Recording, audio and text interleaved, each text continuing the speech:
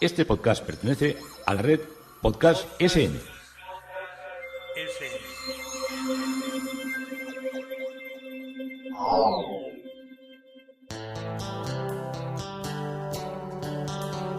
Historia con sentido. Un podcast realizado y presentado por Juan Carlos González.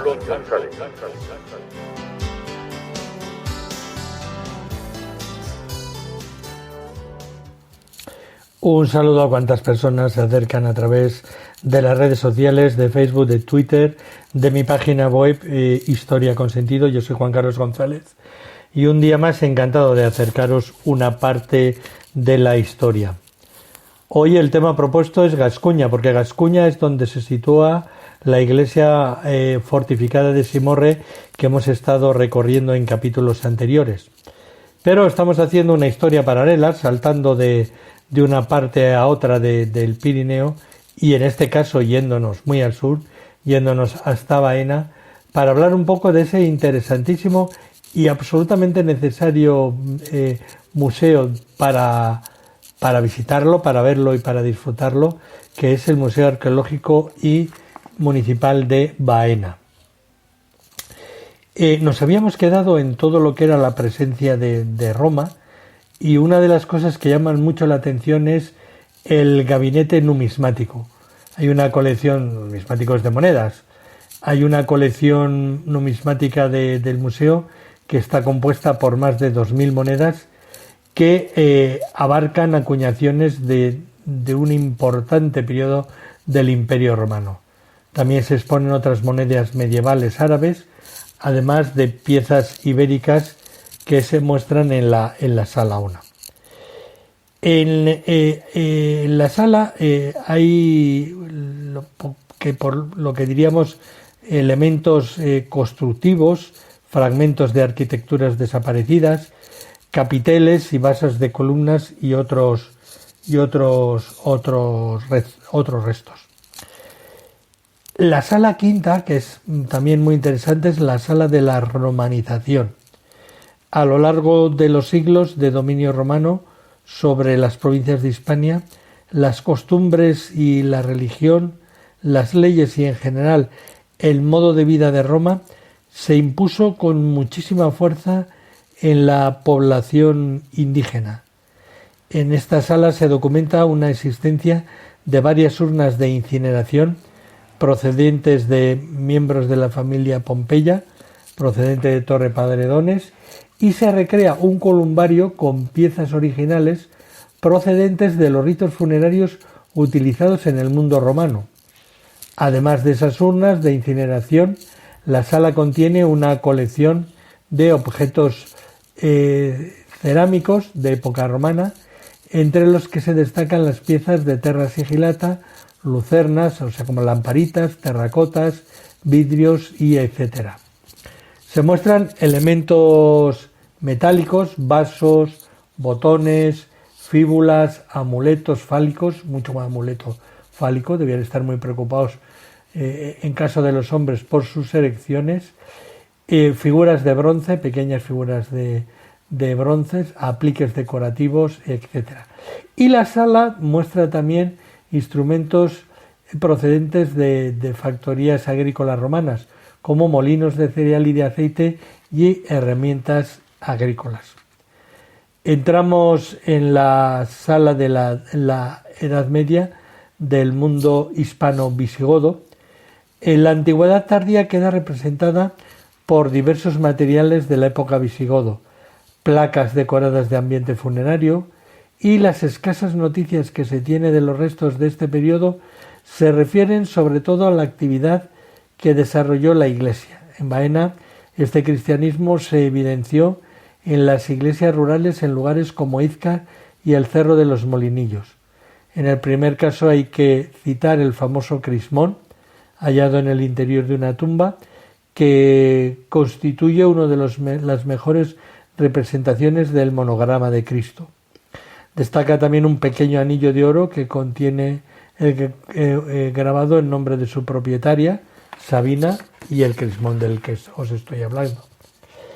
El periodo musulmán las primeras noticias que se tienen de Baena en la Alta Edad Media datan del año 899, con motivo de la rebelión de Omar ben Hafsun, año en el que se apoderó del lugar como paso previo a la conquista de Córdoba, y aquella Baena árabe se denominó Bayana, y la sala aloja diversos objetos de esta época, sobre todo objetos cerámicos. En la última sala, que es grande y es amplia, se exponen algunos de los escudos de la localidad, como el del municipio, que se han grabado 5 cabezas de moros cortadas. Y eso está siendo un poco ahora como políticamente bastante incorrecto. También hay una sala de Juan Alfonso de Baena y ofrece algunos documentos fundamentales del municipio junto a la galería de personajes de Baena, entre los que destacan por la grandeza y importancia de sus obras Juan Alfonso de Baena y José Amador de los Ríos. Una de las joyas de esta sala es el primer facsímil en color del Cancionero de Baena, realizado exclusivamente para su estudio y exhibición en el museo. Museo de Baena, interesantísimo, como esos pequeños museos en localidades que nos hacen complementar la visita a cualquier yacimiento arqueológico. Y nos vamos a Gascuña, estamos por Semorre, y Semorre ya forma parte de Gascuña, y os contaba que cuando los romanos conquistaron la Galia se encontraron con el pueblo de los aquitanos, que no eran celtas y que César tenía más a darles una analogía con los pueblos con los pueblos íberos. Conquistado al 56 a.C., formó parte de la provincia romana de Calia Aquitania, que fue subdividida en el siglo III después de Cristo en 3 provincias. La más meridional, llamada Novem Populania, por los 9 pueblos que la habitaban, y correspondería aproximadamente a lo que fue y en parte a lo que es la futura Gascuña y la actual Gascuña. Los francos merovingios crearon en el 602 el ducado de Vasconia, con el objeto de gestionar mejor su tumultuosa relación con los vascos o vascones o huascones, que se resistían a someterse al poder merovingio. A partir del eje del río Garona, el ducado se expandió hacia el año 635 hasta los Pirineos y posteriormente incluyó intermitentemente tierras transpirenaicas. El ducado de Vasconia derivó posteriormente en Gascuña, tras su gradual fragmentación y pérdida del componente ético inicial. Este se fraccionó en varios feudos: el condado de Armañar, en Gers y las Landas, el condado de Astarac, en Gers, el condado de Bigorra, en los Altos Pirineos, el condado de Fesensac, en Gers, el condado de Gauré, el condado de Pardiac, el vizcondado de Biarne, en Pirineos Atlánticos, el vizcondado de Brus, de Lot y Garona, el vizcondado de Dax, en las Landas, el vizcondado de Ortez, el vizcondado de Labor, en los Pirineos Atlánticos, el vizcondado de Montaner, el vizcondado de Aster, también en los Altos Pirineos, el vizcondado de Levedán, en Bigorra, en los Altos Pirineos, el vizcondado de Fenseguet, en Gers, el vizcondado de Gabardán, en las Landas, el vizcondado de Labar de Nesté, en los Altos Pirineos, el vizcondado de Lomán, en Gers y Alto Garona, el vizcondado de Lupignac, el vizcondado de Marsans, el vizcondado de Méramé, el vizcondado de Lorón, en los Pirineos Atlánticos, el Pirineo de Tartás, en las Landas, el de Tursán y el de Soule, que todavía esto ahí, cuando vais a Zuberoa, está por esa zona.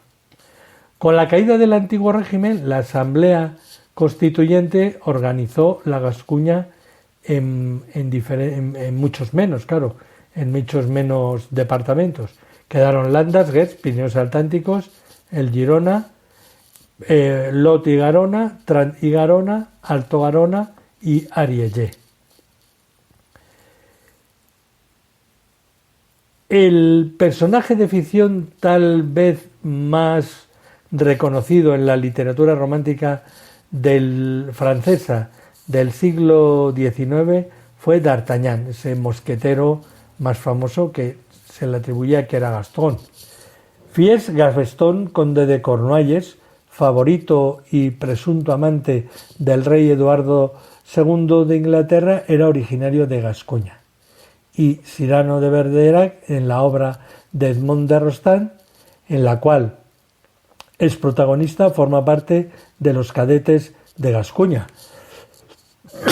Perdón, un regimiento del ejército de Luis XIII, si bien él mismo no era gascón.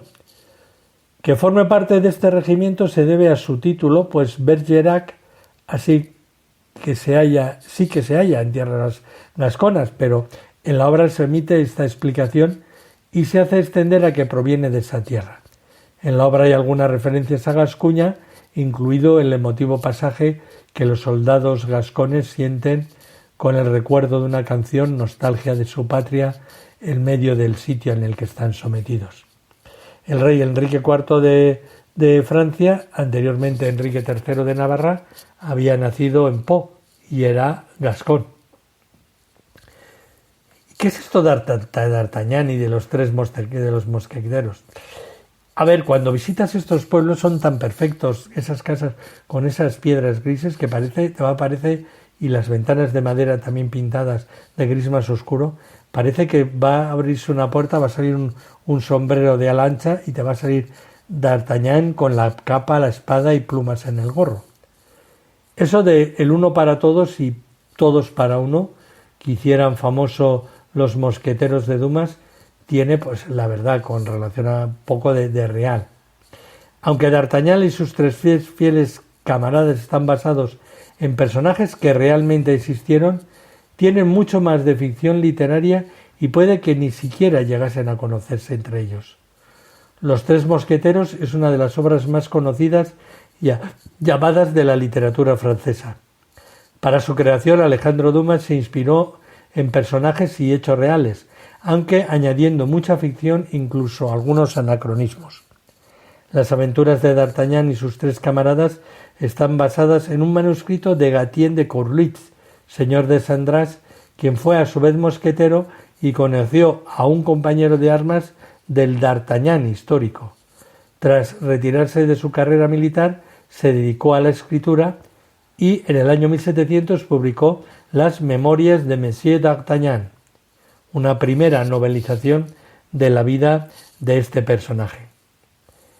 Esta versión, escrita en forma de pseudomemorias, ya contenía elementos de ficción y fue usada por Alejandro Dumas como punto de partida para su novela Los Tres Mosqueteros, publicada en 1844.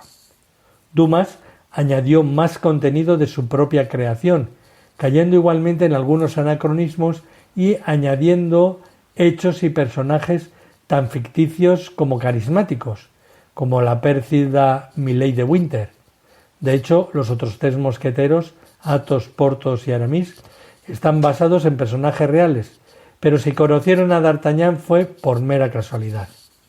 Las aventuras de D'Artagnan, como os digo, parten del manuscrito de Gatien de Courlitz, Memorias del señor de D'Artagnan.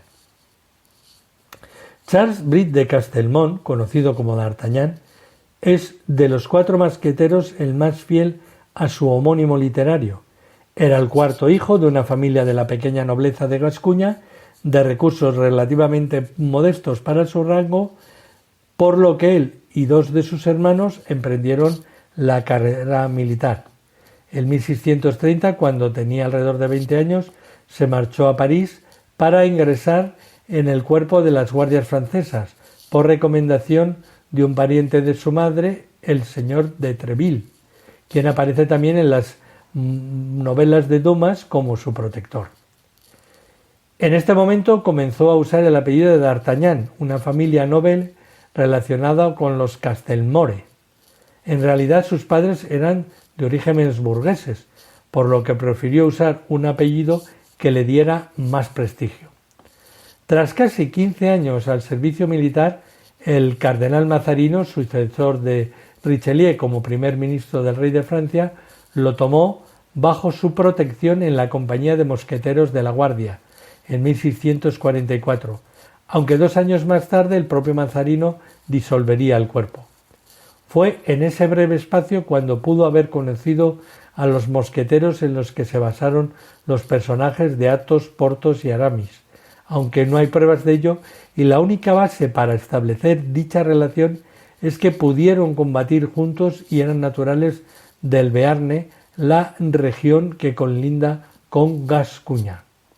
D'Artagnan siguió sirviendo a Mazarino como hombre de armas durante los años siguientes, en encargos que hoy llamaríamos de agente secreto, misiones que consistían en el espionaje, la captura y la custodia de enemigos políticos o nobles rebeldes. El cardenal le premió con su absoluta confianza y en 1657, cuando se formó el nuevo cuerpo de los grandes mosqueteros, dio su control efectivo a D'Artagnan como capitán teniente. Mazarino murió en 1661, pero el rey Luis XIV le extendió su protección hasta el final de su vida, como demuestra el hecho de que lo nombrara gobernador de Lille, una ciudad de gran estrategia por su proximidad a las Provincias Unidas de los Países Bajos, y fue precisamente en la guerra con estos territorios cuando murió D'Artagnan, alcanzado por una bala durante el asedio de Maastricht en junio de 1673. El hecho de que Dumas diera a Athos, Porthos y Aramis un papel destacado junto a D'Artagnan en sus novelas se debe probablemente a que en conjunto los 4 encarnaban las virtudes del caballero. De los 4 compañeros de D'Artagnan se sabe bastante menos. Armand de Sillaguet, de Athos de Hauteville, llamado simplemente Athos, Isaac de Pourtot, llamado Porthos, y Henri de Aramis, conocido como Aramis. Los 3 tenían aproximada la misma edad que D'Artagnan, y como él entraron en distintas compañías de la Guardia Real por recomendación del señor de Treville, con el que además Athos y Aramis debían estar emparentados. Como personajes literarios aparecen ya en la novelización que os dije de Gaëtienne de Corlitz, quien con un rol muy secundario Dumas le daría un mayor, en la de él, Dumas les daría un mayor papel ficticio en su totalidad.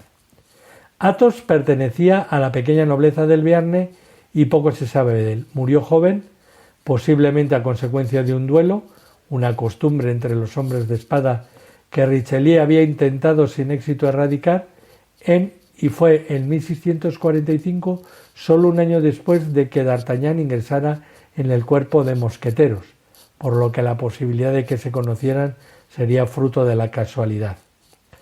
Porthos y Aramis reingresaron en el cuerpo más tarde, en 1640, el primero en las guardias francesas y el segundo en los mosqueteros del rey. Se sabe que participaron en varios asedios durante la Guerra de los 30 años, en los que también combatió D'Artagnan, aunque no hay pruebas de que tuvieran una relación personal o incluso de que se llegaran a conocer. De Aramis se conoce algo más que de sus compañeros, ya que tras la primera disolución del cuerpo heredó de su padre el cargo de abad de Aramis, la señoría o el señorío de su familia. El hecho de que Dumas diera a estos últimos un papel destacado en sus novelas se debe probablemente a que en su conjunto los 4 encarnaban las virtudes de un caballero: la valentía, D'Artagnan, la nobleza de espíritu, Athos, la fuerza, Porthos, y la inteligencia, Aramis. Los 3 mosqueteros no pretenden tener un valor histórico, sino moral, heredero del romanticismo, y Dumas proyecta en sus novelas la imagen idealizada del gentilhombre y de la época dorada de Francia y transforma en héroes literarios a quienes posiblemente eran soldados como los otros. A la postre, el hecho de que D'Artagnan y los mosqueteros hayan perpetuado con tanta fuerza en el arte y en la imaginación colectiva puede ser una prueba de que los mitos caballerescos en cualquier época y lugar sobreviven aquellos en quienes están basados. La región francesa de Gers, conocida como Gascuña, Es una zona pintoresca que está en el sureste de Francia y es conocida por su tranquilidad, y os digo, y su rica historia. Gers es un lugar ideal para aquellos que buscan ese encanto rural, y es una tierra que da multitud de paisajes pintorescos llenos de vida, de colinas onduladas, de campos de girasoles, de extensos viñedos donde perder la vista. Además, es una región conocida por su gastronomía, famosa por su producción de foie gras, vino y armagnac, con platos como el confit de plato, la cassoulet y el pastel gascón, que son un verdadero placer del paladar. Este territorio es perfecto, ya os digo, para estar relajado y para conocer una región que está muy cerca de nuestro país. Pueblos bellísimos, donde toma vida, como os digo muchas veces, D'Artagnan, castillos que cuentan historias, viñedos, bodegas, que invitan a tomar copas y a conocer de primera mano historias de sus habitantes en verdes colinas y en esas piedras centenarias grises. Uno de los pueblos más bonitos es Forcés. Es un pueblo medieval, incluido en la lista de los pueblos más bonitos de Francia. Tiene una hermosa plaza porticada, rodeada de edificios de piedra que alojan pequeñas tiendas de productores locales y artesanos. Además, en su pequeño recorrido circular se puede disfrutar de la Torre del Reloj del siglo XIII, reconocida como monumento histórico, y un castillo del siglo XV, sumado a su hermoso puente medieval sobre el río Auxé. Los amantes del deporte, también hay sitios para correr, para andar en bicicleta, bueno, que todo anima al relax, al paseo y al sosiego. La Gomieu, otro de los pueblos más bonitos de Francia. En la Edad Media, esta pequeña localidad era un lugar de descanso y hospedaje para los peregrinos que viajaban a Santiago de Compostela. La Colegiata de Saint-Pierre, que data del siglo XIV, es un ejemplo impresionante de la arquitectura gótica del suroeste de Francia y uno de los lugares más destacables de la localidad, al igual que el Jardín de los Olores y la Torre del Homenaje, que forman parte de las antiguas fortificaciones de la ciudad y ofrece una vista panorámica de la zona. Este pueblo también es muy conocido por una leyenda que cuenta que en el siglo XIV un peregrino que pasaba por la villa salvó la vida de un gato y, en agradecimiento, los habitantes de Le Romier comenzaron a cuidarlos y a protegerlos. Desde entonces los gatos han sido una parte importante de la cultura y de la identidad de la villa, y se pueden ver numerosas estatuas y figuras en las calles y plazas del lugar. Incluso hay un camino de peregrinación que lleva el nombre de Camino de los Gatos, que se extiende hasta Lectoure y en el que se puede ver esculturas de gatos a lo largo del camino. La Rechingle, conocido como la pequeña Carcassona de Grès, un pueblo fortificado, el más pequeño de Francia, fortificado, rodeado por una muralla, devuelve una visión idílica rodeado de viñedos en plena región de lo que es la elaboración del armagnac, esa bebida alcohólica destilada del vino. Antigua residencia de los obispos de Condón, cuya presencia recuerda el torreón del siglo XIII, se rodea de murallas y de trincheras que esconden edificios exquisitamente restaurados, como una iglesia románica y bellas vidrieras contemporáneas. La Rechingle, otro de los 7 pueblos más bellos de Francia, como os digo, cuenta con otro atractivo como el Museo sobre la vida de la Edad Media, y en su castillo, este museo está dentro de su castillo, y la iglesia de San Segismundo del siglo XIII, que revelan una panorámica de los subiendo a la torre impresionante. La Bardens, si de los pueblos más bellos de Francia hablamos, encaramados en colinas, la Bardens no iba a perder la oportunidad de ser en uno de ellos. Dominado el paisaje circundante, el Château de la Bardens, un hermoso castillo del siglo XIII, restaurado en el siglo XIX, y tiene un campanario en la iglesia de Saint Michel una verdadera maravilla. Hay mercados nocturnos en verano. El pueblo también cuenta alrededor de molinos, del lavadero del Pará, la Cruz del Hierro, la Capilla de Santa María y muchos senderos y paisajes por descubrir. Montreal de Gers, el quinto pueblo en la isla de bellezas del sur occitano. Hay 652 metros cuadrados de mosaicos que componen el conjunto más grande de Francia en la villa galorromana de Sabillac, una lujosa residencia de campo del siglo IV, considerada una de las más grandes de la región. Vale la pena también acercarse a una de sus 7 iglesias, un número que sorprende por su pequeño tamaño de la localidad, que constituye la primera gran concentración eclesial de la región de Gres. Sus casas de entramado de madera y sus plazas rodeadas de soportales arqueados. Bueno, y hasta aquí nos ha traído hoy este recorrido por nuestra bella Gascuña.